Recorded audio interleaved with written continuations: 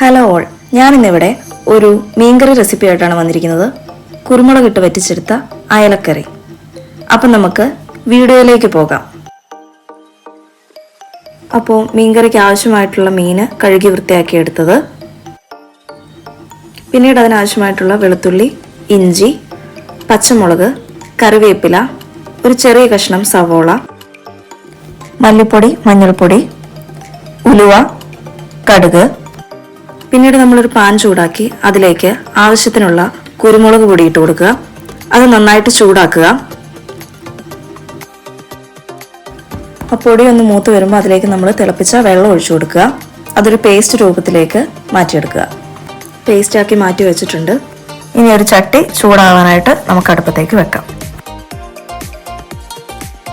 ചട്ടി നന്നായിട്ടൊന്ന് ചൂടായി വരുമ്പം അതിലേക്ക് നമുക്ക് വെളിച്ചെണ്ണ ഇട്ട് കൊടുക്കാം. പിന്നീട് അതിലേക്ക് ആവശ്യമായ കടുക്,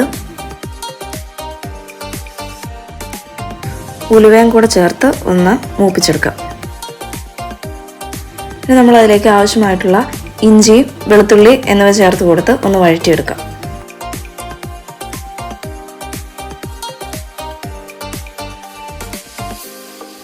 ഇനി ആവശ്യത്തിനുള്ള പച്ചമുളക് ചേർത്ത് കൊടുക്കുന്നുണ്ട്.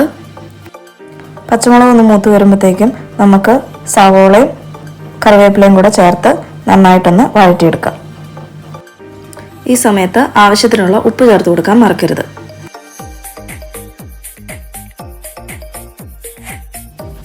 ഇനി നമ്മൾ എടുത്തു വെച്ചിരിക്കുന്ന പൊടി ഇടാനുള്ള സമയമായി. മല്ലിപ്പൊടിയും മഞ്ഞൾപ്പൊടിയും കൂടെ ഞാൻ മിക്സ് ചെയ്ത് മാറ്റി വെച്ചിട്ടുണ്ടായിരുന്നു. അപ്പോൾ അതിട്ട് കൊടുക്കുക. അതിട്ട് നന്നായിട്ടൊന്ന് മിക്സ് ചെയ്യുക. അതിൻ്റെ ആ പച്ചമണം മാറുന്നത് വരെ ഒന്ന് ഇളക്കി യോജിപ്പിക്കുക.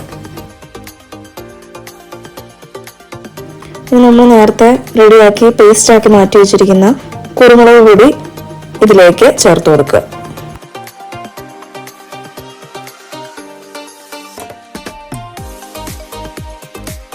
ഇപ്പം ഏകദേശം ഒന്ന് സെറ്റായി വന്നിട്ടുണ്ട്. ഇപ്പം ഇനി ഇതിലേക്ക് നമുക്ക് ആവശ്യമായിട്ടുള്ള കുടംപുളി വെള്ളം ഒഴിച്ചു കൊടുക്കുക. നമ്മൾ നേരത്തെ കുടംപുളി ഉപ്പും ചൂടുവെള്ളം ഒഴിച്ച് മാറ്റി വെച്ചിട്ടുണ്ടായിരുന്നു. അപ്പം അതിട്ട് കൊടുത്തിട്ട് ഒരു തിള വരുന്നത് വരെ ഒന്ന് വെയിറ്റ് ചെയ്യാം. കുടംപുളി എടുക്കുമ്പം മീനിൻ്റെ അളവിന് ആവശ്യമായിട്ടുള്ള കുടംപുളി എടുക്കാൻ വേണ്ടിയിട്ട് പ്രത്യേകം ശ്രദ്ധിക്കുക. ഞാനിവിടെ 3 ചെറിയ കുടംപുളിയാണ് എടുത്തിരിക്കുന്നത്. ഇനി നമുക്ക് പുളി കൂടുതലാണെന്നുണ്ടെങ്കിൽ പിന്നെ നമുക്ക് മാറ്റി എടുത്ത് കളഞ്ഞാൽ മതി. ഇപ്പോൾ ഇങ്ങനെ തിളച്ച് വന്നിട്ടുണ്ട്. അപ്പോൾ ഇനി ഇതിലേക്ക് നമുക്ക് ആവശ്യമായിട്ടുള്ള മീൻ കഷ്ണങ്ങൾ ഓരോന്നോരോന്നായിട്ട് ഇട്ട് കൊടുക്കാം. ഇപ്പോൾ ഏകദേശം ഒരു 8 മിനിറ്റ് ആയിട്ടുണ്ട്. നമ്മുടെ മീനൊക്കെ എന്തായാലും നന്നായിട്ട് വെന്തിട്ടുണ്ട്, നല്ല സെറ്റായിട്ടുണ്ട്. അങ്ങനെ നമ്മുടെ സ്വാദിഷ്ടമായ മീൻകറി ഇവിടെ റെഡി ആയിരിക്കുകയാണ്. നല്ലൊരു റെസിപ്പി തന്നെയാണിത്. എല്ലാവരും ട്രൈ ചെയ്യുമെന്ന് ഞാൻ വിശ്വസിക്കുന്നു. ട്രൈ ചെയ്തതിന് ശേഷം നിങ്ങളുടെ അഭിപ്രായങ്ങളും നിർദ്ദേശങ്ങളും ഒക്കെ കമൻറ്റുകളായിട്ട് രേഖപ്പെടുത്താൻ ശ്രദ്ധിക്കുമല്ലോ. അപ്പോൾ മറ്റൊരു വീഡിയോയുമായി വീണ്ടും കാണാം. അതുവരേക്കും ബൈ.